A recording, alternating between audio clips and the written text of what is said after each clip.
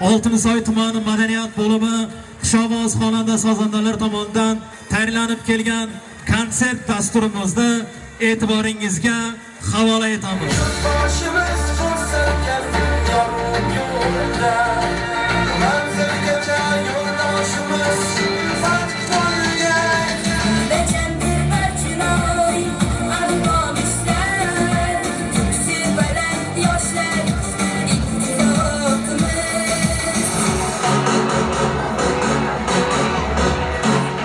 mp3media.net eksklyuziv super portal.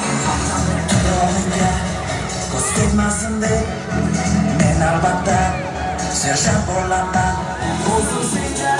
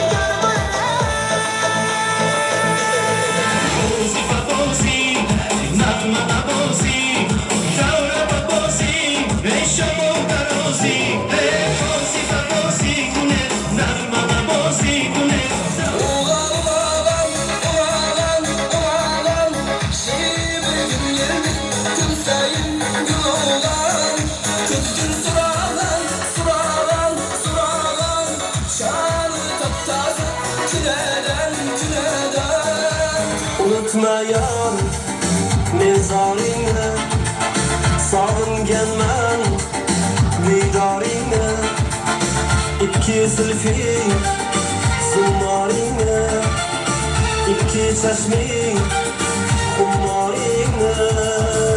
Unutmayan mezoringni, sog'inganman didoringni, ikki zulfing zumoringni, ikki chashming xumoringni. Daryo edim oqmadim, qo'lim bilan chekkanga gul taqmadim. Men zamonga boqdim, zamon boqmadim. Qahri qattiq zamon bo'ldi sanamjon, qahri qattiq zamon bo'ldi sanamjon. Yo'lda zordir, yuragida kim bordir, aytmasmidir bora. Yuragida kim bordir, aytmasmidir bora. Lola, lola, lola, qalbimdadir lola. Yorimga yetolmayman bechora bola. Lola, lola, lola, qalbimdadir lola. Yorimga yetolmayman bechora bola. Ola pasti to'dek qizib yodingdan. Aytingimga roziman men shartlariga. Yurtingizni go'zal urf-odatlariga.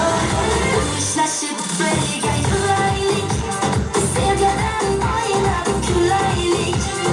Ishqdan yonsak ketar, har kuni uchrashib yuraylik. Ulushlashib birga yuraylik, sevgidan oylab kulaylik. Ishqdan yonsak ketar, har kuni uchrashib yuraylik.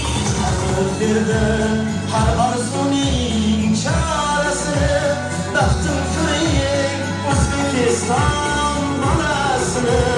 Qadrim berdi